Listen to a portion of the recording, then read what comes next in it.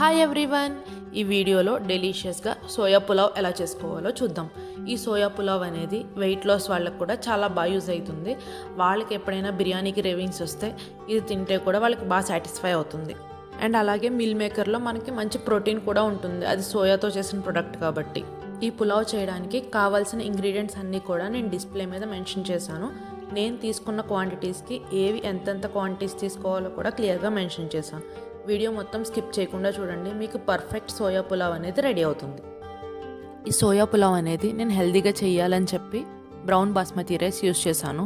లేదంటే మీరు normal basmati rice కూడా యూస్ చేసుకోవచ్చు. ఈ పులావ్ అనేది రైతా కాంబినేషన్లో చాలా బాగుంటుంది. ఈ సోయా పులావ్ని మీ అందరూ కూడా ఒకసారి ట్రై చేయండి. ట్రై చేసి మీకు ఎలా వచ్చిందో నాకు కమెంట్స్లో చెప్పండి. ఇంకా మీకు నా దగ్గర నుంచి ఇలాంటి డిషెస్ ఏం కావాలో నాకు కమెంట్స్లో చెప్పండి.